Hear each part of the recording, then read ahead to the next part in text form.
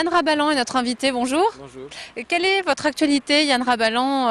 Le CNCS, je crois, déjà là cet été. Oui, le CNCS, en fait, c'est un peu particulier parce que pour les 5 ans du musée du costume, on va aller jouer les bulles chorégraphiques, qui est la dernière création que j'ai faite en juin dernier. C'est un parcours chorégraphique dans des lieux qui ne sont pas des théâtres, c'est plutôt des lieux patrimoniaux. Et là, pour l'occasion, ça va pas être le parcours en entier, ça va être des grappes de bulles.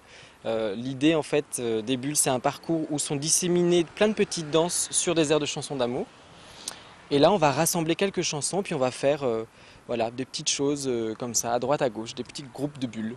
Que peut-on trouver comme chanson? Oh, ça passe, on traverse un peu tous les genres et tous les styles. On passe de Tino Rossi à Brigitte Fontaine, aux Platters, à Edith Piaf, à Arthur H, voilà, des choses très différentes. Et combien de danseurs participent à ces bulles chorégraphiques? Comment est-ce que ça s'organise? Moi, j'essaye d'être le guide.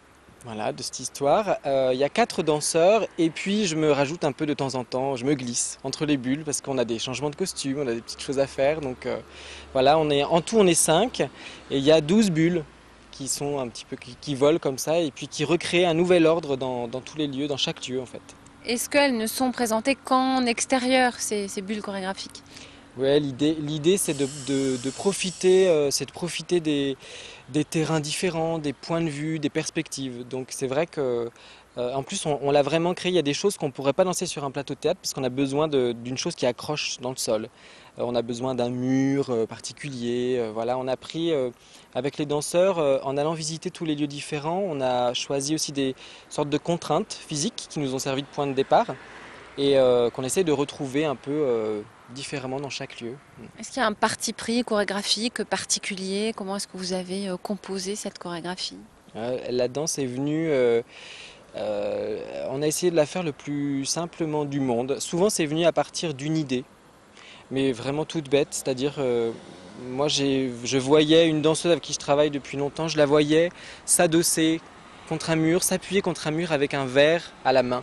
Un verre rempli de je ne sais pas quoi. Voilà, c'est parti juste de cette image-là.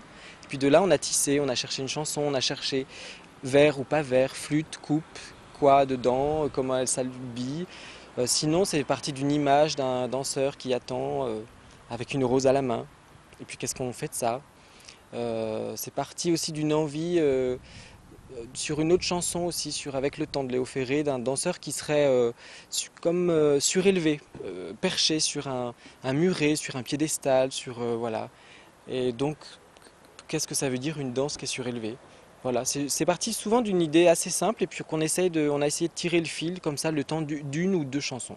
Ça vous plaît d'emmener la danse contemporaine sur les territoires comme ça aux quatre coins de la région? Ouais, ouais, oui, parce que souvent on me dit, je rencontre des gens qui me disent, tu fais quoi comme danse, la danse contemporaine? Oh. Alors je leur dis, mais non, c'est pas chiant la danse contemporaine. Non, c'est pas, ça peut. Moi aussi, des fois ça m'ennuie, mais c'est pas que ça aussi. Enfin, ça peut être autre chose. Et puis, du coup, je me suis dit, voilà aussi, euh, comment on pourrait montrer de la danse contemporaine qui peut être une chose aussi exigeante dans l'écriture, dans la forme, dans l'esthétique, mais comment on peut essayer d'avoir un point de repère une porte d'entrée plus facile aussi pour des gens qui n'ont pas forcément vu de danse contemporaine. Là, quand on est allé les jouer en juin, il y a des gens pour qui c'était le premier spectacle de danse de leur vie. Et ils m'ont dit, j'ai l'impression que j'ai tout compris. Alors je ne savais pas comment le prendre, si c'était bien ou pas, mais en même temps, en tout cas, je pense que pour eux, tout comprendre, c'est se raconter des choses. Et déjà, ça s'est gagné. Voilà. Merci Yann Rabalan, passez un bel été. Merci, vous aussi.